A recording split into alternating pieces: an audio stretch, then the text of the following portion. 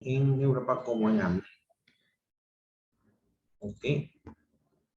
Para esto, primero hay que contextualizar el- cómo surge, en este caso, la literatura romántica. El contexto histórico, ¿no? En este caso, está en auge la aparición del liberalismo y la independencia de las colonias hispanoamericanas. O sea, ya se va dando, en este caso, la separación de las colonias eh, de América, ¿no? Hacia el Imperio Español. El anhelo de libertad artística, de espacio y tiempo abarcó todos los géneros. Es una revaloración de la naturaleza y también tiene influencia del nacionalismo, ¿no? Con más razón cuando en este caso, o sea, si lo vemos de un lado o del otro lado, ¿no? En el caso de España, para sus colonias igual hay un sentimiento de menoscabo, ¿no? Pero de todas maneras siguen siendo una nación. Igual las naciones surgentes luego de los procesos de independencia. ¿Ok? En España, la literatura romántica se vivió en tres etapas de evolución. El periodo que corresponde de 1810 a 1830, ¿no? Que son las polémicas por las ideas románticas. El periodo de 1830 a 1940, que es el inicio del romanticismo con Larra, Espronceda y el Duque de Rivas. Y el periodo de 1840 y 1850, o ahí debe ser de 1940 y 1950, el romanticismo con Zorrilla. Gustavo Adolfo Bécquer es uno de los máximos expositores de este tiempo. Lo llamaron el Cisne de Andalucía. Su verdadero nombre era Gustavo Adolfo Domínguez Bastidas. Perteneció a un romanticismo tardío. Sus poesías fueron inspiradas en Julián Espín, El Bien y Casta Esteban.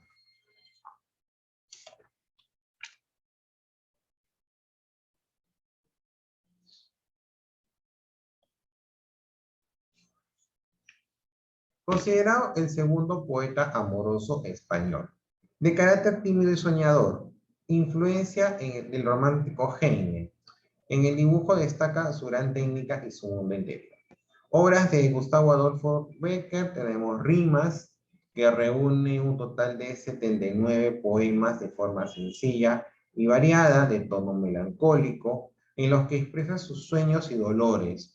Los temas se basan en el amor, la melancolía, la soledad y la muerte. Leyendas, reúne relatos donde destaca lo exótico, la muerte y otra tumba, el embrujamiento y la hechicería, el tema religioso y lo animista. Posee un carácter íntimo que evoca al pasado histórico y se caracteriza por una acción verosímil, con una introducción de elementos fantásticos e insólitos. Cartas desde mi celda, dividida en 9 cartas que fueron escritas en el monasterio de Veruela y publicadas en el periódico madrileño El Contemporáneo. Son cartas que plantean un doble viaje físico y simbólico. Historia de los Templos de España, su libro publicado en Lille.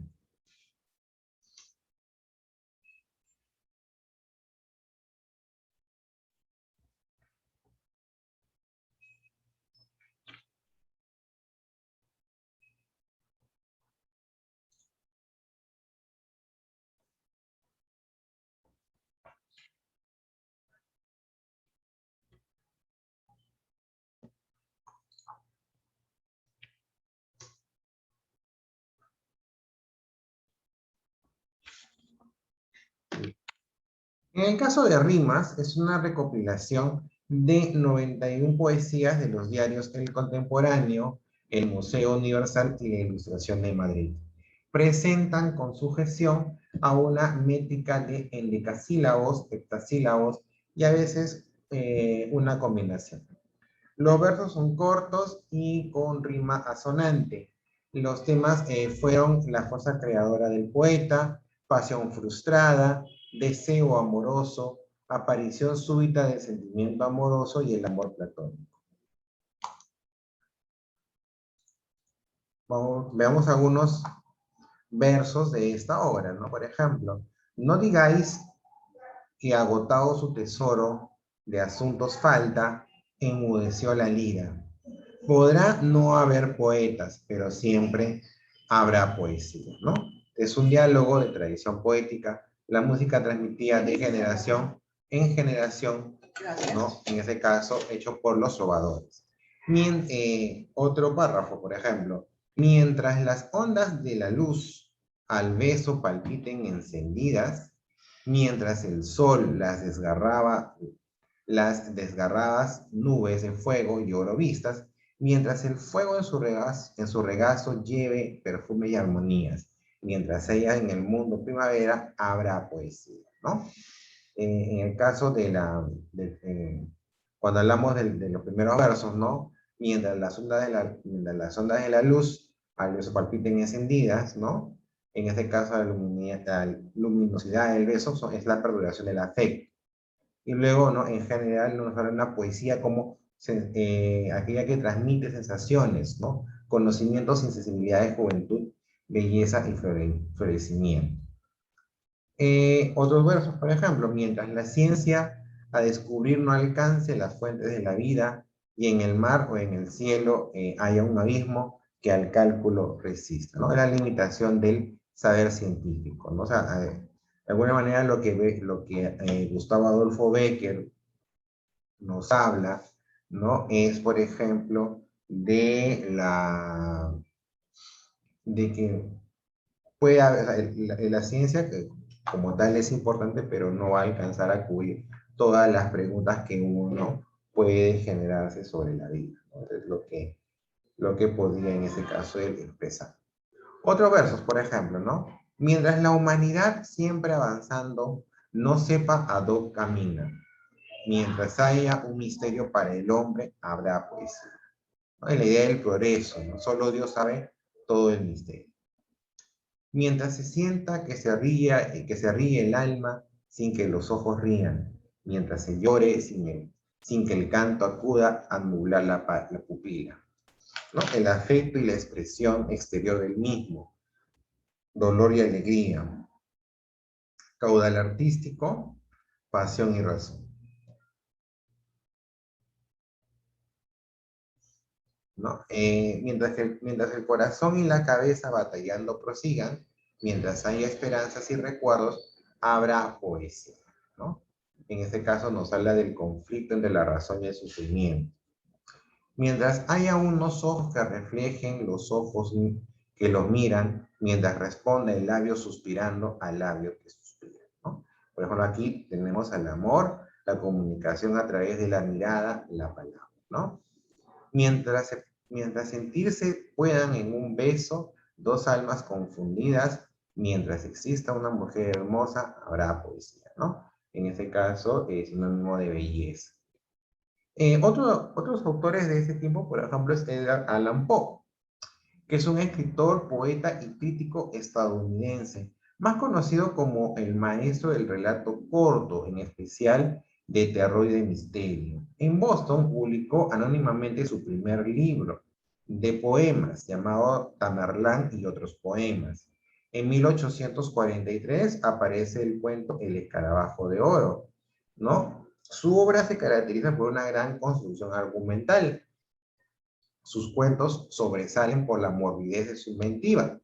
Sus relatos tratan en forma novedosa la crueldad, la tortura y la venganza. Fue adicto al opio y al alcohol. Padre del cuento policial y de misterio, ¿no? Entre sus obras está Las campanas, que es poema que revoca el repique de los instrumentos metálicos. El cuervo, ¿no? Que profunda melancolía y augurio del narraciones extraordinarias. Las narraciones más destacadas podría ser, por ejemplo, Los crímenes de la calle Morgue, La caída de la casa Usher, El pozo y el péndulo, El corazón delator, El gato negro, entre otras. ¿Ok? Entonces, es una buena oportunidad para conocer un poquito más, por ejemplo, de Edgar Allan Poe, ¿no? Y por qué en ese caso, incluso Ustedes que de repente por ahí algunos que son fanáticos de las historias de terror, ¿no? Eh, es uno de los hitos. O sea, es un autor tan destacado que, ¿no? Bueno, muchas historias nacen de su inventiva. Entonces, es bueno conocer en este caso un poquito más de su obra.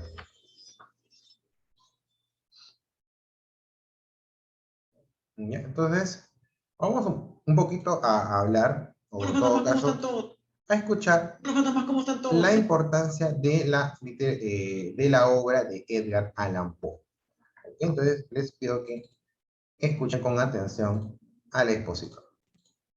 Sean bienvenidos y Sean pasen bienvenidos y adelante. pasen.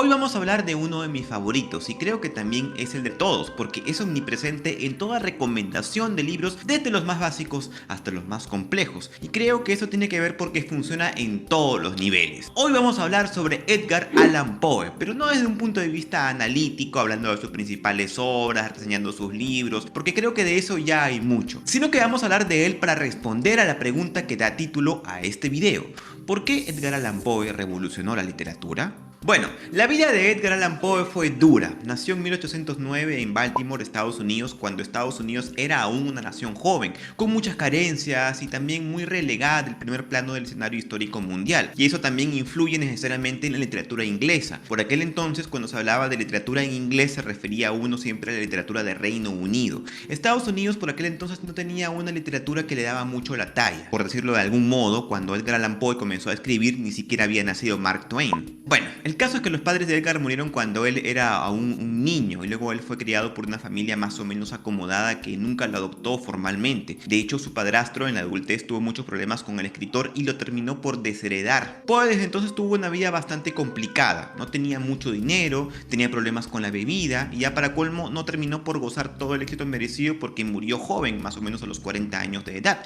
en circunstancias que aún son muy extrañas porque parece que un grupo político en épocas de elecciones lo emborrachó y lo hizo consumir alguna sustancia tóxica para hacerlo pasar por otra persona y parece que eso le dio alguna especie de colapso y acabó muerto en una banca abandonada en un parque. En fin, las épocas de las elecciones siempre han sido muy feas. La cosa es que Poe empezó escribiendo poesía y publicó su primer libro llamado Tamerlán y otros poemas cuando tenía más o menos 18 años de edad. Ya luego comenzó con el género narrativo. Poe prosiguió publicando sus relatos en periódicos de la ciudad, practicando el llamado periodismo literario, que es algo que parece que se ha perdido con el tiempo, porque antes era el vacilón de la gente abrir su periódico y entre las noticias leer cuentos de ficción. Era un género de entretenimiento. En fin, Poe publicó en el Philadelphia Saturday Courier de 1832 su primer relato impreso, que es el Messerstein, un cuento a imitación alemán, en el que empieza a practicar el género del horror, aunque también eran muy comunes sus narraciones satíricas y humorísticas. Las primeras críticas que le vinieron a Poe era que estaba imitando a autores alemanes como Eta Hoffmann. Decían sus críticos que le estaba copiando mucho su estilo, pero Poe respondió lo siguiente: si muchas de mis obras han tenido como tesis el terror, sostengo que ese terror no viene de Alemania, sino del alma. Poe, además de sus poemas, sus cuentos de horror, de sátira y de humor, también practicó el género detectivesco con gran maestría. Los casos de Monsieur Dupin han inspirado a otros autores del género como Conan Doyle o Agatha Christie.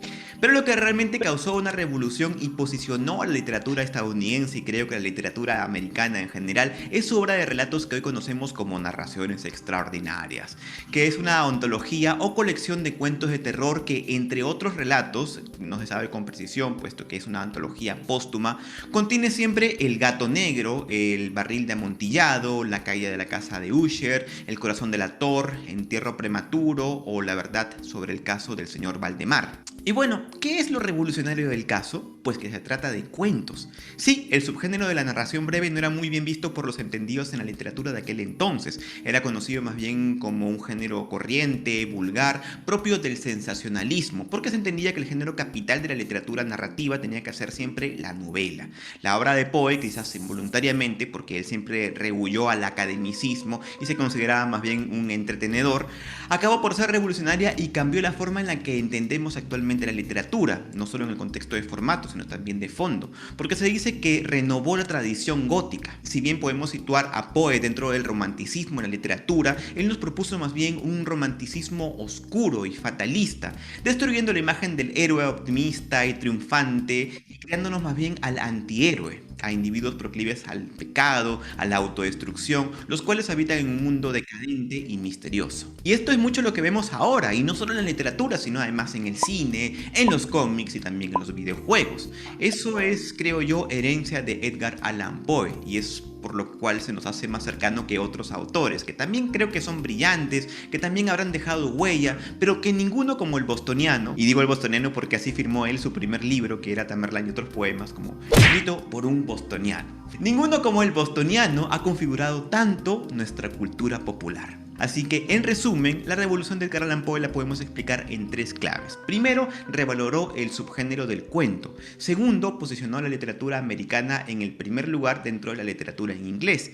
Y tercero, configuró nuestra cultura tal como la conocemos ahora. Bueno, hablando de la cultura popular. Si este video te gustó y quieres venir por más, te invito a suscribirte a mi canal o a seguirme por las redes sociales, por Facebook, Twitter e Instagram. De momento se despide de ti tu amigo Josué y espero verte en una muy próxima oportunidad. Per aspera ad astra. Entonces, la herencia de Edgar Allan Poe se puede, en este caso, se puede apreciar hasta el momento, ¿no? Entonces, cuando ustedes, o sea, vean una película de terror, de las más conocidas, por ejemplo, muchas de ellas tienen influencia de Edgar Allan Poe, ¿no? Como decía en el expositor, creo en este caso la versión del antihéroe, ¿no? O sea, el protagonista, pero al que simplemente, o sea, no es el que tiene, pues, no es el que reúne todo el valor o todas las virtudes como un cuento tradicional, ¿no? Sino que al contrario, es aquel que de repente es desdichado y de alguna manera también responde como tal ante las adversidades. Entonces, por eso que es muy cercano, en este caso, este autor, y de alguna manera su obra se mantiene vigente. ¿Ok? Entonces, vamos a ver, bueno, no creo que el tiempo nos dé, ¿ya? Pero, por ejemplo, sí es bueno recordar, ¿no? En el caso de este autor, pues que sus obras, en este caso, extraordinarias, ¿no? Que de alguna manera son las que han cultivado en este caso el género del cuento policial, ¿no? Y el cuento de misterio. Con su aporte, lo que hizo fue de alguna manera posicionar a la literatura estadounidense, ¿no? Hacerla visible dentro del campo de, en este caso, la literatura que nosotros conocemos hasta la actualidad. ¿Ok? Entonces, y en el caso, pues, de Gustavo Adolfo Bécquer fue uno de los literatos románticos de alguna manera más influyentes de su movimiento. ¿Ok? Entonces, también sería interesante, vamos a ver una pequeña biografía de este autor de Gustavo Adolfo Bécquer, ¿no? Para poder un poquito entender en este caso eh, la influencia que tuvo dentro de su movimiento.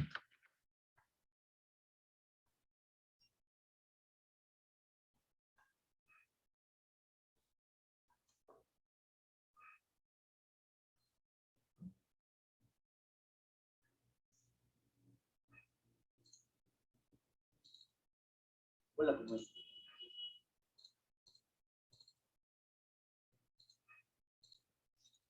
Están en su clase de literatura virtual. El día de hoy vamos a ver a Gustavo Adolfo Bécquer. Comenzamos. Gustavo Adolfo Bécquer nace en Sevilla el 17 de febrero de 1836 y muere en Madrid el 22 de diciembre de 1870. Fue un poeta y narrador español, perteneciente al movimiento literario del romanticismo.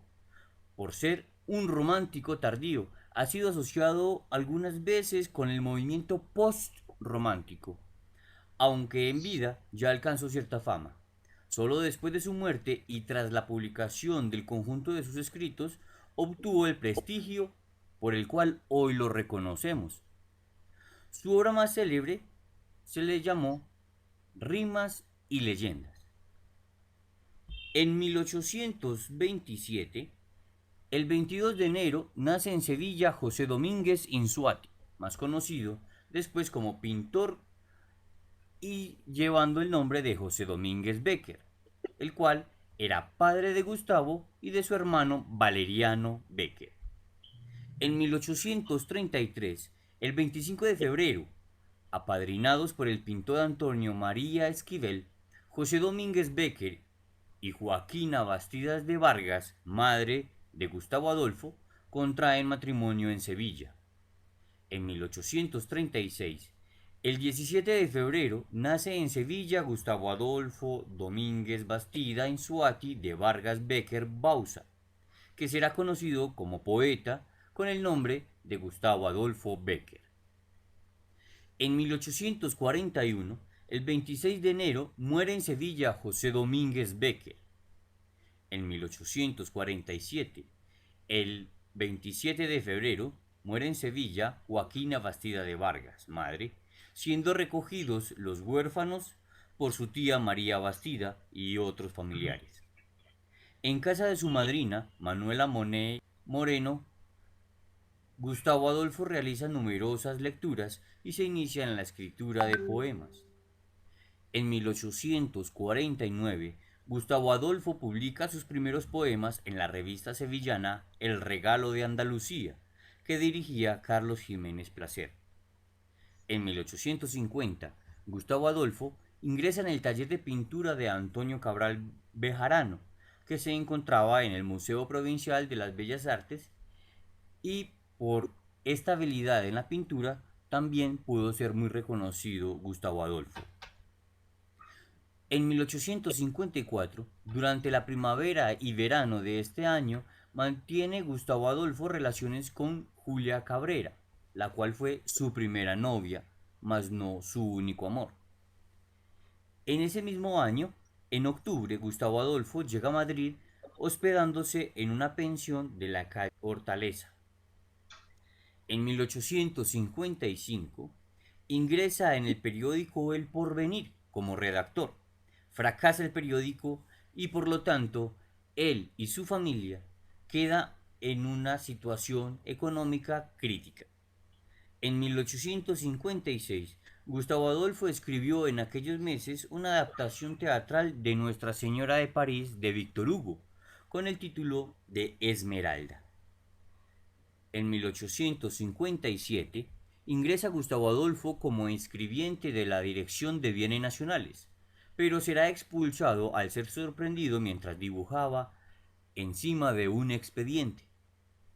En 1858, durante la primavera, Gustavo Adolfo sufre una grave enfermedad, tuberculosis, que hace que Valeriano venga precipitadamente a Madrid. En 1859 escribe para teatro haciendo sainetes instrumentalizados.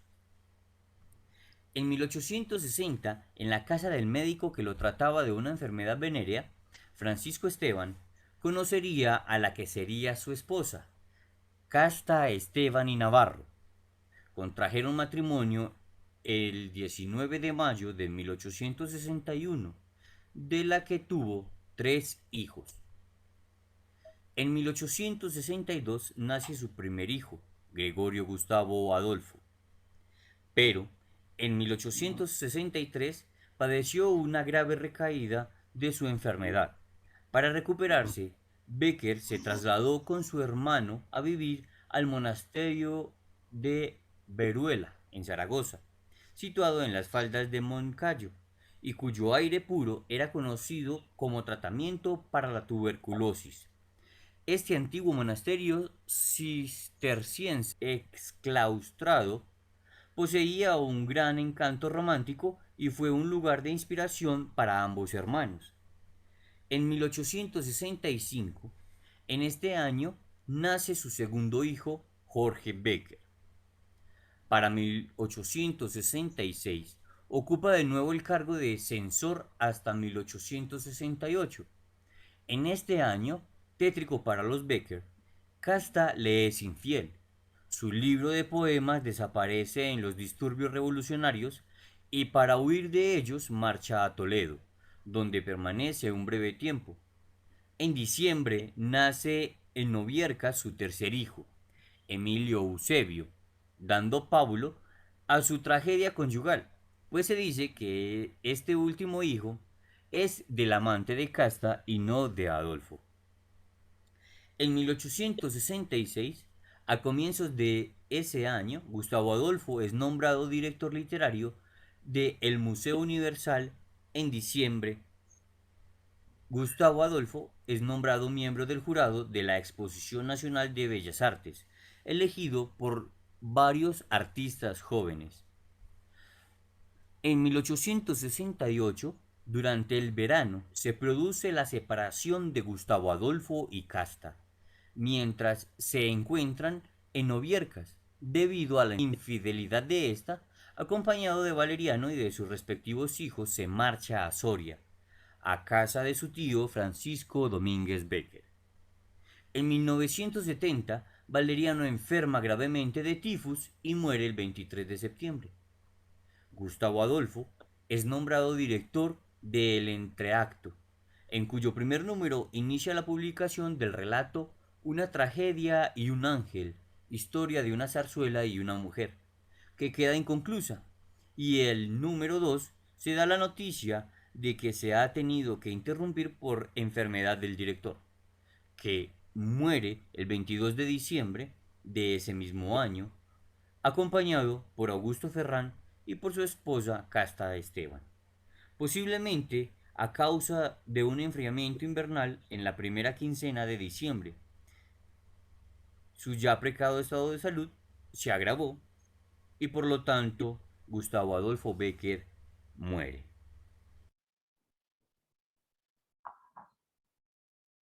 Hola, ¿cómo están?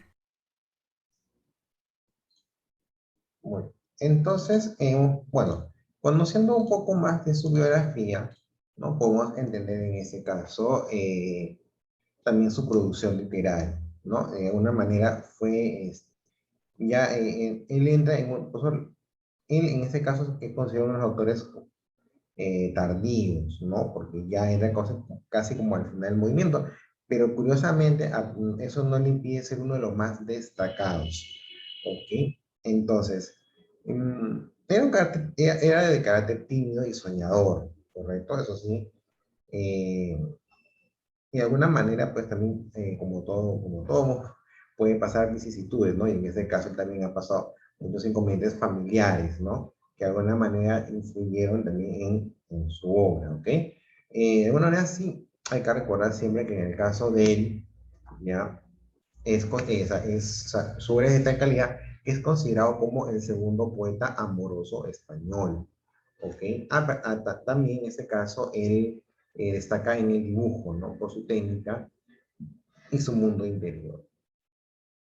No olvidemos que entre las obras de Gustavo Adolfo Becker está Rimas, que reúne 79 poemas de forma sencilla y variada, ¿no? Su tono es melancólico, donde expresa sus sueños y sus dolores. ¿Okay? Los temas que se basan es el amor, la melancolía, la soledad y la muerte, ¿no? Que de alguna manera son los que eh, están presentes en su contexto personal, social, ¿correcto? Y generalmente son temas que en esa época eran los temas más frecuentes. Recordamos que ya pasada la etapa medieval, donde había una preponderancia hacia en mensajes a favor de la iglesia o del rey. En este caso ya el Renacimiento enfoca en este caso el protagonismo hacia el hombre. Y en el caso de Adolfo, del movimiento romántico, al mundo interior del hombre, ¿no? Por eso salen temas como el amor, la melancolía, ¿no? La tristeza, ¿no? La soledad y la muerte, ¿ok? De alguna manera son asuntos que no tienen una definición concreta y entonces, ¿no? Siempre va, en este caso, a tener una serie de, o sea, de pensamientos, ¿no? A idas y vueltas en torno a esos temas.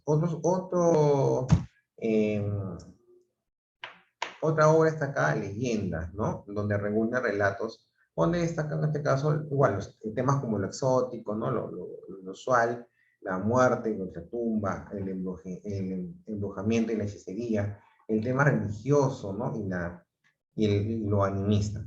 Cartas de Micelda, ¿no? Que fueron como 9 cartas que fueron escritas en el monasterio de Veruela y publicadas en el diario madrileño El Contemporáneo, ¿no?